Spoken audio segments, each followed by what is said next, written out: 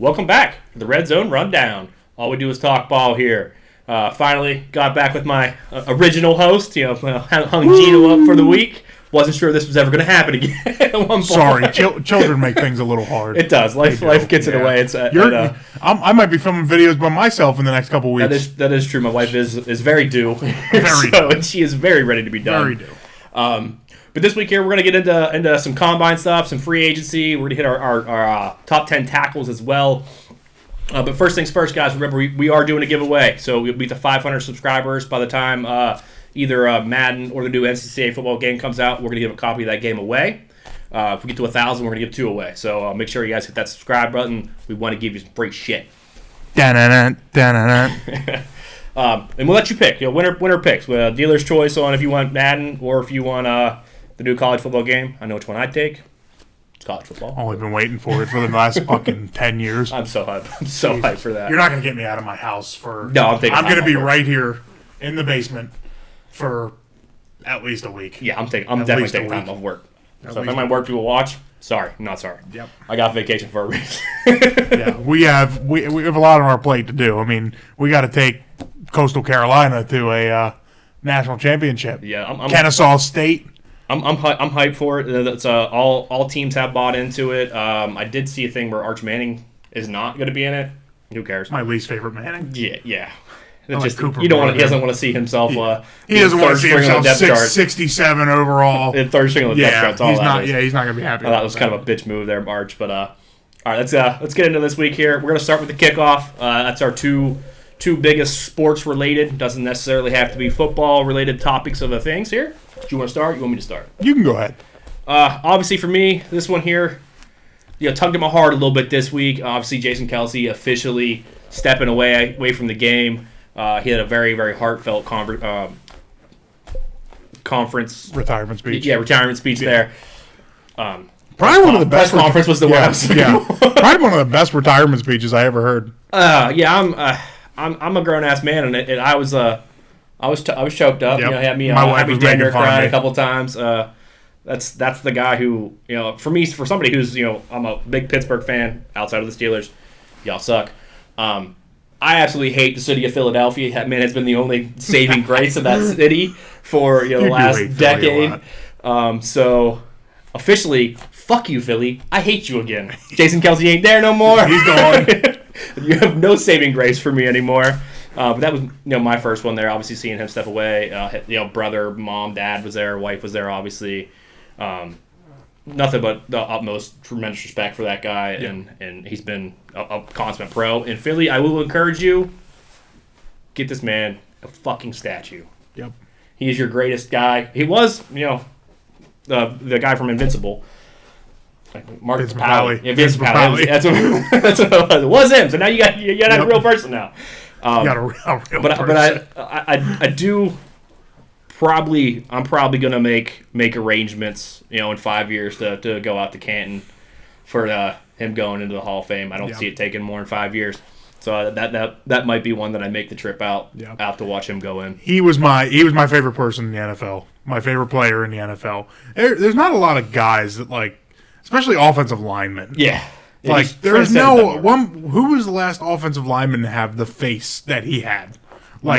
In the NFL. None. There's no stadium you go into and that's the most jerseys you see. Yeah. Is the center. Yeah. Usually, you go to a team. I remember the last football game I went to was Pittsburgh and Denver, 2 seasons ago? I don't think I saw a single offensive line jersey. Probably not. I think I saw one David DeCastro jersey in Pittsburgh. Probably. Which was, maybe a Villanueva. He was big Villanueva, was a big fan out there. But not very many. You don't see very many offensive linemen. You don't see very many. But it's... You don't see very many offensive linemen win Sexiest Man of the Year. No. Sexy Batman. He had the number one jersey sales amongst women. Yeah, that's crazy. Yeah. That's crazy. He's the NFL sex symbol. Yeah. And the center. It's the center. Yeah. So my man's 300 and something pounds. I'm very excited to see his glow up. The glow up of an NFL lineman. Yeah, I have a feeling he's probably not going to do much of it. I feel like Sexy Batman's going to stay Sexy Batman. He did talk on New Heights this week. He wants to get down to like 250, but he's not gonna. He's not a big believer. What's his playing weight? He's probably 315 playing weight. Right? I don't know. I mean, he came to the league at like 287, which was combine weight, so he put a little bit on, but he's not. He was much he was undersized when he came. Yeah, I would say probably 305. Yeah. But you'll never see another center that played the way he did. No, like the way he. I mean, they were watching highlights on ESPN the other day, dude. Just I've never seen a center. I've never seen a guard pull the way he does. He can move. Like that dude he pulls better than anybody in the league. And he's 36 years old. And he's the biggest thing with me. The guy never missed a start. Like no. He never missed a start, and he was hurt a lot. Like the guy played through a ton of injuries. And if you watch the documentary, I mean, it's known. Like this dude's body. There's days he couldn't get up and play with his kids. That's a great documentary. Selfishly, I wanted him to keep playing, but for what? For what cost? Yeah. Did you see New Heights this week? No. I watched bits and pieces of it, of them talking about his retirement, but I didn't watch. I did like Travis's part when he was talking about it, because he said. He hadn't talked to him about it, and he's like, I was hoping you wanted to, and he kind of got choked up as he didn't really want to be in. Didn't really sound like he wanted to be in the league without his brother. Obviously, Travis isn't retiring, but you could really see how much those guys really care for each other, and how much it meant to them to be in the league together, to be at the pinnacle of the league as well. It was a pretty good watch there. Travis got a little emotional. Jason did apologize. He was like, I got no tears left in me. I cried them all out yesterday. Yep. I tell you what, that was one of the best retirement speeches, though. Did you hear that he asked Nick Foles and his wife permission to use the big dick comment? Make the big dick, yeah. That shit was fucking It was hilarious. They mentioned that on New Heights this week as a... They did like a cameo video, and Nick. That is just Nick's on it. That's just awesome. That is just awesome. It was. You never see that again. You're never going to see somebody mention somebody else's. The biggest dick on the team went up to the guy with the biggest balls in the stadium.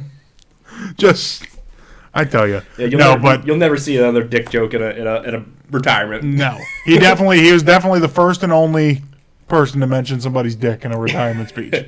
Yeah. So, but hey, kudos to Jason Kelce. He had a hell of a career. I'm excited to see what his next chapter is. He's gonna be on TV. Yeah, he has to be on TV. He has too much of a personality not to be on TV. I hope he goes and enjoys a good year off with his family, with his kids.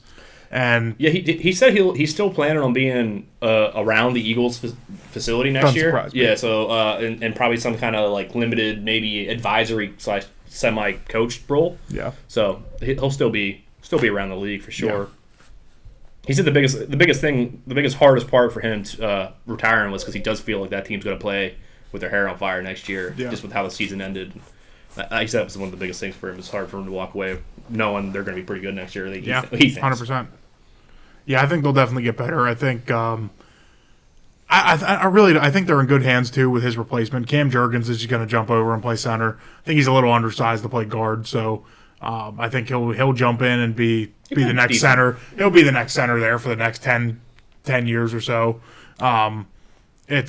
I think they'll go out and get a guard, and I mean, if you're going to go out and get an offensive lineman, Tyler Steen they drafted last year Tyler see Steen. if maybe he's ready to play guard. Maybe, they need a right guard. For sure. The thing is with Tyler Steen, like it kind of sucks for him, but this draft is so loaded with offensive linemen. I mean, chances are they're probably going to take a corner with their first pick. Yeah, but I wouldn't be surprised if they go off. Actually, in my 2-round mock, I had taken JPJ and leaving Cam at guard. If they get JPJ, I'm going to be very disappointed. I don't think JPJ is there at 22. No. I think he probably goes in the top 20. But it wouldn't surprise me. JPJ is like getting the hype that Quentin Nelson was getting out of college. Maybe not as much of the hype as Quentin Nelson, because Quentin Nelson was the 6th overall pick. So not quite as much, but the league was a little bit different back then too. Yeah. So I mean, but JPJ might go down as one of the best centers ever. I think he's probably the best prospect coming out. Best center prospect I've ever seen. I mean, I really like Creed Humphrey coming out, but he's better than Creed. Yeah. The dude's solid. He's athletic. I tell you what, too, I really like Zach Frazier coming out of West Virginia. I like Zach Frazier too. I like Graham Barton moving to center. Yeah. Graham Barton, yeah, I guess he doesn't have very many. I was watching some film on him yesterday. I guess he had a couple games where he played center. Ooh, I have to and he was. I'm trying to remember if he did. But he played left tackle. He played center. He played left tackle his whole career. Yeah. So, but I mean, Graham Barton moving to center. I mean, left tackle experience going inside. That's always good. Yeah. The Cowboys did that for how long on their offensive line? Yeah. The Cowboys, when they had that baller offensive line, they literally just got, with the exception of Travis Frederick, who actually played center in Wisconsin, the whole offensive line played left tackle at some point. Yep. Like Zach Martin was a left tackle. Tyron Smith was a left tackle. Who the fuck else? There was somebody, I forget who their left guard was at that time, but pretty sure he was a left tackle in college. It's pretty. I mean, it's fairly confident. I mean, obviously, you're normally your best lineman in college plays tackle, and obviously when you get to the league, not everybody's that guy. You know, there's more talent there. We're gonna get into these tackles. We're gonna get into our top 10 tackles here later in the show, but and we did our true tackles, guys we think are going to play tackle in the league. Obviously, Graham Barton, I think, would probably crack into your top 10. I think Graham Barton can play center or can play tackle, but I think he's a better center. He'll be a better better center. Look ahead, not in our top 10. No, not in the top. He'll be in our interior top 10 for sure. Yeah, 100%. But what's your biggest kickoff topic? My biggest. So there's a couple things going on in the league right now. I could be a homer and talk about my hometown team, the Denver Broncos, and what are they going to do at quarterback here. But I think there's it's not official. Yeah, officially, it's not going to be official. I guess I guess they're designating him. They're designating him a post June 1st cut. It's post New Year. Yeah, so he'll be. It's not June 1st. He's gone. He's gone. At the end of the day, he's gone. I mean, I'll just run through. Obviously, Russell Wilson leaving the Broncos, and the Broncos are pretty much going. It looks like they're finally going to go into a true rebuild, which they haven't done. I mean, the John Elway days, they were putting Band-Aids on their broken team and trying to fix it, thinking they're quarterback away. So let's go out. Let's give Trevor Siemian a chance. Let's take the 26th overall pick that we trade up for, draft Paxton Lynch, give him a chance, which he never really even got a chance. Paxton Lynch's not the answer, so let's get Case Keenum. Case Keenum wasn't the answer. Let's give Brandon Allen a shot. Let's give Jeff Driscoll a shot. Oh, yeah, there's a lot of them. The other Cleveland Browns. Let's give Teddy Bridgewater a shot. Let's give Drew Lock a shot. None of these guys. I don't really feel like Lock got a fair shot. No, Lock was decent. I'll be completely honest here. Lock suffered from the Vic Fangio era. Vic Fangio hates young players. Yeah. Vic Fangio likes veteran players that are established and do things his way. Because it's his way or the highway. Drew Lock outplayed Teddy Bridgewater when was his 2021 season? Or 2020? Yeah, it was 21 season, I believe it was. Yeah, it was right on the COVID year. Drew Lock 100% outplayed Teddy Bridgewater in the preseason. Do you think Drew Lock started the season? No. Vic Fangio all he was worried about was putting a decent team on the field, and he thought he had a better chance at 500 just taking the easy shot. Yeah. Thinking he'd keep his job, putting Bridgewater out on the field. Unfortunately, there's a lot of coachings that do that. They try to play just good enough to keep your job instead of. And I mean, you draft Drew Lock, like what the fuck? Like, are you just not going to play him? Supposed to be a first round pick. If Drew Lock played, and if Drew Lock had a competent offensive coordinator, he did not. He had what? Rick Scangarello and Clint Kubiak. I think he had Clint. No, Clint Kubiak was the Hackett era. Rick Scangarello. Sure he had a bunch. There was a committee of guys. They had a new offensive. Yeah, they had he had Pat Shurmur. Pat Shurmur, which is not. I mean, obviously he's the OC at Colorado now, but he never got a fair shot. So for the first time, where I was getting at, the Broncos realized they're not a quarterback away. They finally are getting rid of the dumpster fire of the Russell Wilson era. In that, I mean, they got to change the culture of the team. You bring in Nathaniel Hackett, you bring in Russell Wilson. The whole Nathaniel Hackett era pretty much gave Russell Wilson full reign of whatever the fuck he wanted. Yeah. They let him not participate in team drills. You can go over here. Office. Yeah, you can have your own office and watch your own film by yourself. And, you can bring your own coaching staff in the building. because you don't have to use our coaches. Our coaches are going to work with your backups and the whole offense.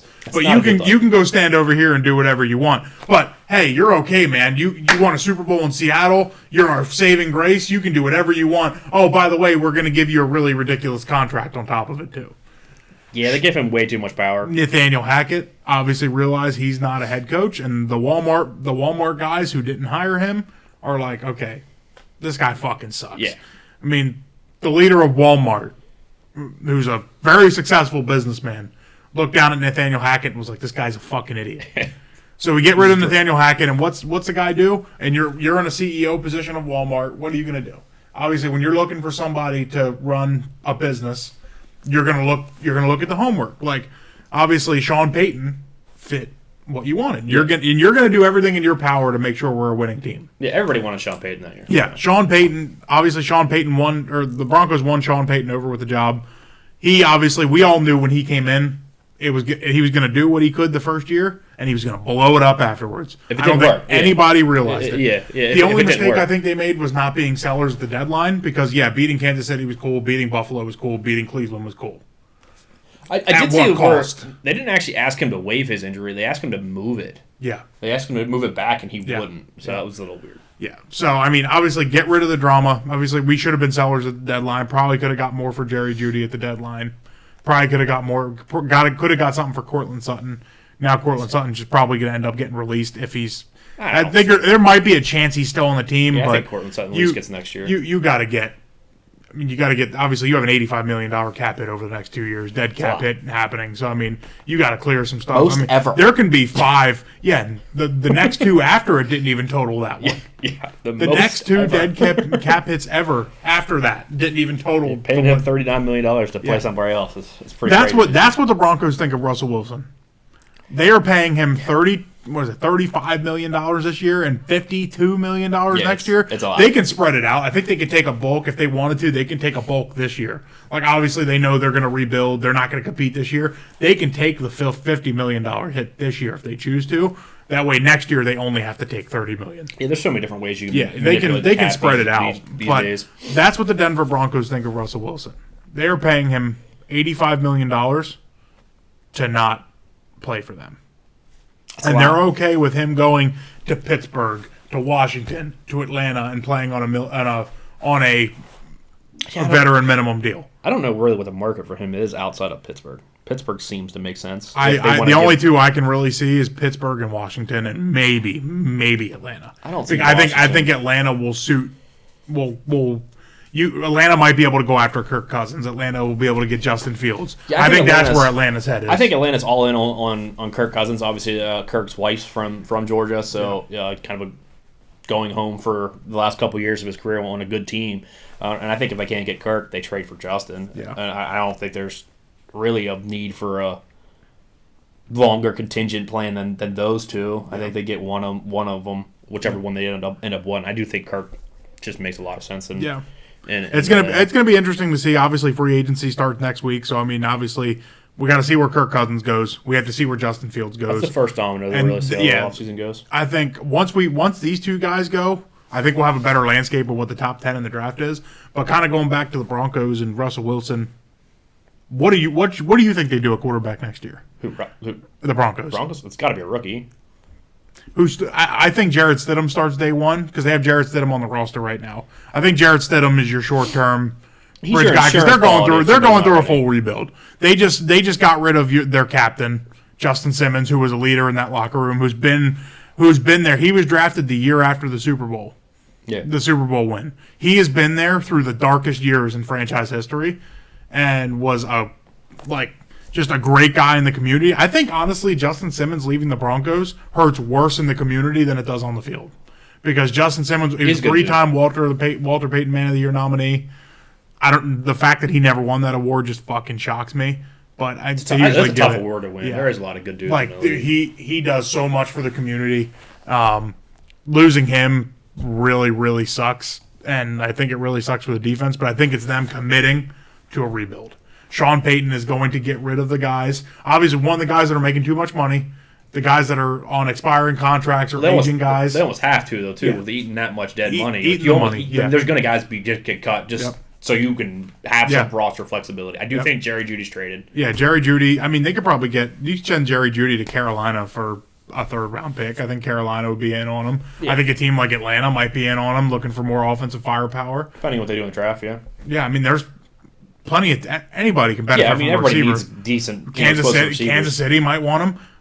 I hate Jerry Jeudy. I'm just going to put that one out there. I do not like Jerry Jeudy at all. I was pissed off in 2020 when they picked him over CeeDee Lamb. I had him higher than Lamb. I wanted CeeDee Lamb more than Jeudy. Now, do I like Lamb that much? No, I don't. But for what was there, that's who I wanted. Obviously, I wanted Justin Jefferson, but I didn't. I thought he'd fall a little bit further, but he ended up getting picked higher than what he was, not higher than what I thought he was going to do, but still went behind some receivers I didn't think he would. Like Jalen Reagor going before him was just a nightmare. Didn't Whiteside go ahead of him too? Whiteside was the year before, and he went before DK. He was a pick before DK. That's the one. Okay. Yep. But yeah, I mean, Jeudy. I mean, who doesn't need a receiver? There's not a single team in the league that wouldn't want a receiver. No. If Jerry Jeudy can go out and do what he did at Alabama, he's got the talent. I don't think he wants to be. If I were the Kansas City Chiefs, he doesn't want to be in Denver. I think that's a big. He does not want to be in Denver. You'll see a massive. It's because there's too much. There's been too much.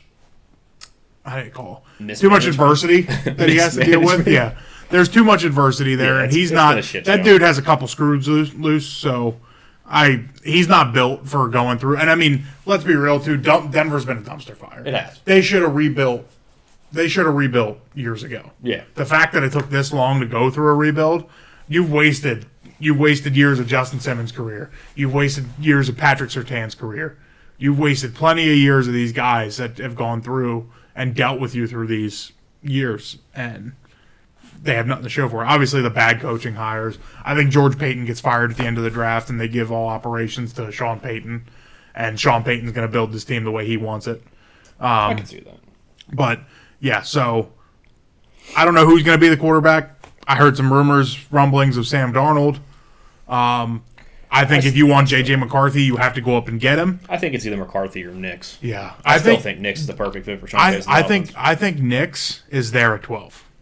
It'll see. Yeah, I mean, because it depends. I mean, obviously, if Kirk Cousins goes to Atlanta. Yeah, it's going to depend on where Kirk goes. It's going to depend on where Fields gets traded to. And I think a big part of it's going to depend on what New England does. Yeah. If New England takes a quarterback, yes, you're going to have to go up. If they don't.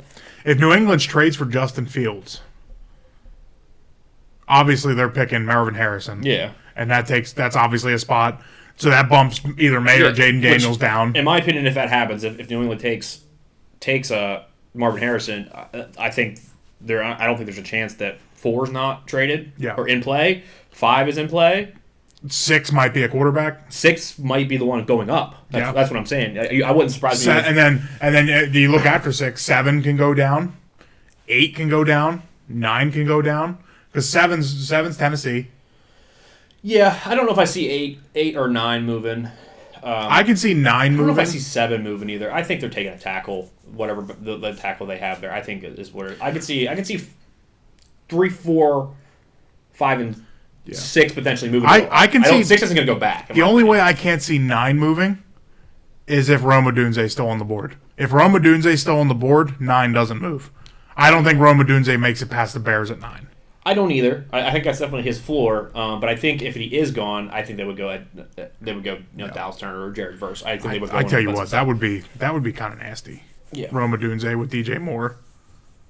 Yeah, the Bears honestly probably can make the playoffs next year. Yeah, they're not in a hard division. No, the division's not that hard.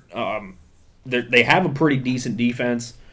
Obviously, Jalen Johnson just getting paid right before we hopped on here, so he had a new 4-year deal, $76 million. I think it's 51 or 52 million guaranteed. Yeah, 60 over the next 3 years. So obviously them getting him done, that goes a long way. Montez Sweat really changed that defense. We'll get into that later. Let's get back on to the So that was my first one, just kind of my selfish homer pick of news in the NFL. Real quick to jump into my second one though. I think a big news in the NFL right now is the amount of talent that's in the defensive back and running back class for free agency.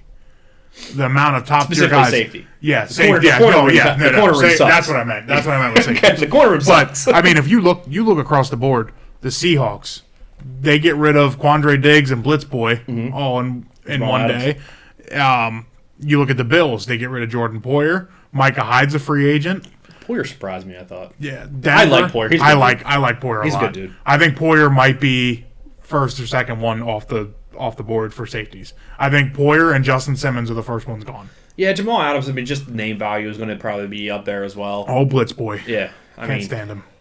he does blitz a lot. Yeah. Coverage. They gave up liability. they gave up him so much to go get him too. Yeah.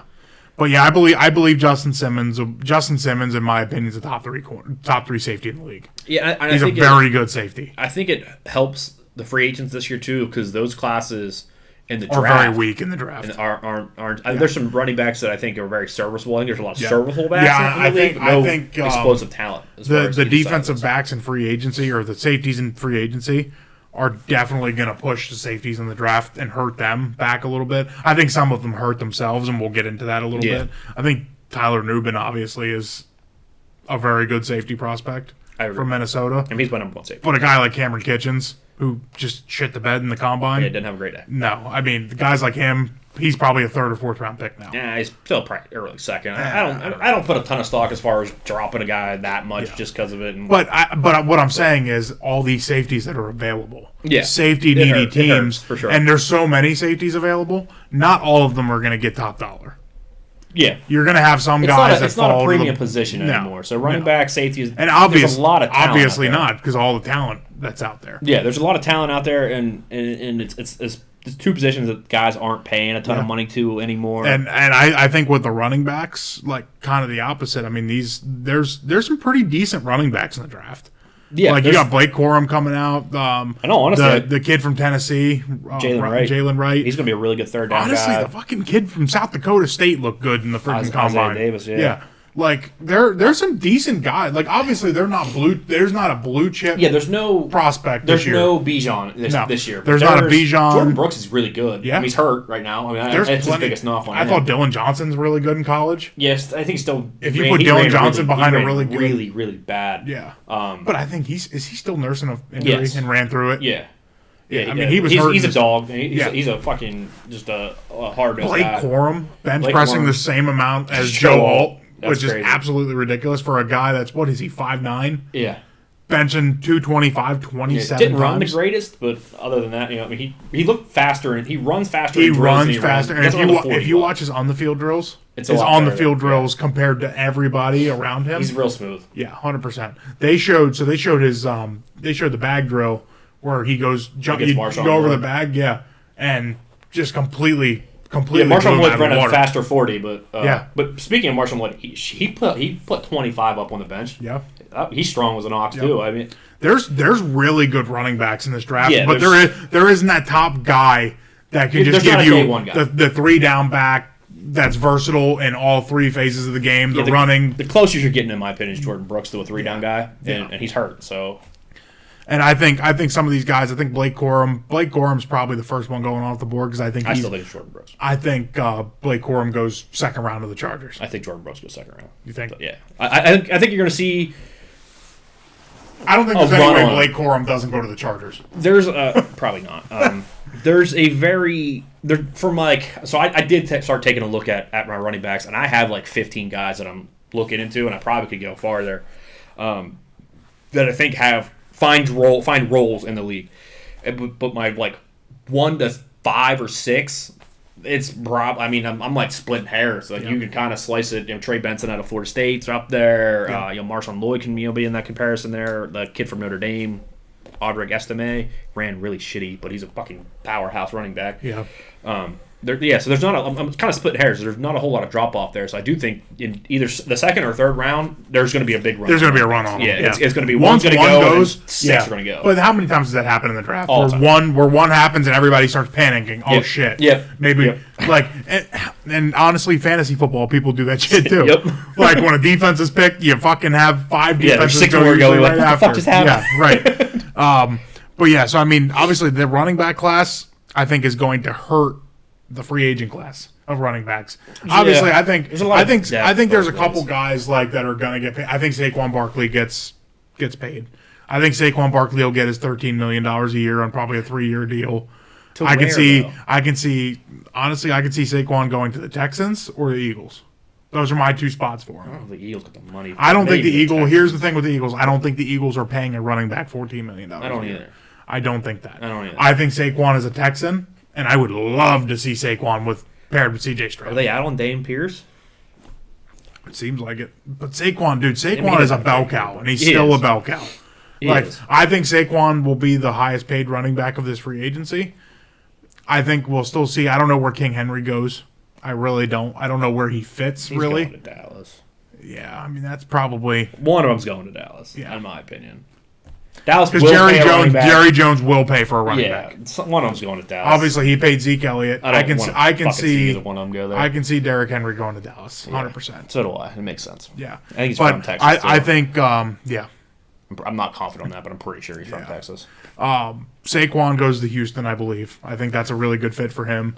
Josh Jacobs, I think, is where it starts. Like, I don't get out of know. I think Jacobs no, wants out of that's- Vegas. Then you got Austin Eckler. What's the market for Austin Eckler? I don't know. He's so hurt. He's injured so much. Yeah. Like, I could see Austin Eckler being a guy that goes to, like, a bottom team that's trying to rebuild. Carolina. Like, yeah, Carolina. Carolina, Washington. Like, I think Washington likes their backs, though, with Brian Robinson. is Well, if they New don't get- England in the market for a back I don't know. to pair with Ramondre Ramondre Stevenson? Stevenson's contract is up at the end of the year, so Yeah. I saw They don't a normally pay rumor him, about so- Josh Jacobs going to New England. I just don't. I mean, it's New England's hard to tell because it's such a fucking new era that Yeah. I mean that they under Bill absolutely not. We don't know nobody. what New England's going to do Yeah, because of the New new England's era. a fucking enigma, especially when not having a GM. Like And I think we'll see a little bit of New England has some cap space this year, right? yeah, like 70. They have a lot. Mil, 75. Yeah. Well, 70. They had 70 plus before the cap went up. So I it's think probably gonna be like I think 80. we'll see what New England is about this year when free agency starts next week. Are they going to go out and get guys? I don't. They're gonna be fucking awful next year. Yeah, Who the fuck is blocking on that team? I don't know who's playing quarterback. I don't know who's blocking. At this point, I don't care who's playing quarterback. They're getting fucking murdered. Yeah, I wish. I'll save. they it. They definitely need to get themselves a I'll tackle. save it for later because that's one of the things I want to talk about. Let's get back on topic here, Yeah. though. But yeah. My second kickoff topic here for this week, was it was a bad week for records, man. Bad week for records. Obviously, Xavier Worthy breaking the 40-yard mark in the NFL world. Shout out to Caitlin Clark for taking down. I need a Caitlin Clark jersey. taking down Pete Maravich's record. Obviously, Pete did it in 3 years. But shout out, hat off to Caitlin Clark. That she's going to be number 1 overall pick in the WNBA draft. She should be the number 1 pick in the NBA draft. She can play. She can play. You're telling me right now, and I need your honest opinion, 100% honesty. Do you really think that Caitlin Clark wouldn't be able to help the Detroit Pistons? No. I mean, yeah, yes, she would. Yes. She's a shooter for sure. If Caitlin Clark was on the Pistons. But she's already having the LeBron effect where when she shows up, ticket prices are going through the roof. People are paying a bunch of money to see it. I believe the Indiana Fever had the number 1 overall pick, so that'd be the second year in a row they got the number 1 pick. Yeah, so that'll be a big uptick for their sales. But just shout out to Caitlin Clark there, obviously breaking a record that stood for 40 some years, something like that. Long time. Yeah, it's been up there for a long time. Don't know if anybody ever gets to it. Obviously, she did have the option to come back with the COVID year. She could have came back and put it out of reach for everybody, in my opinion. But it's time for her to go. Yep. So that'll wrap up the kickoff here for us.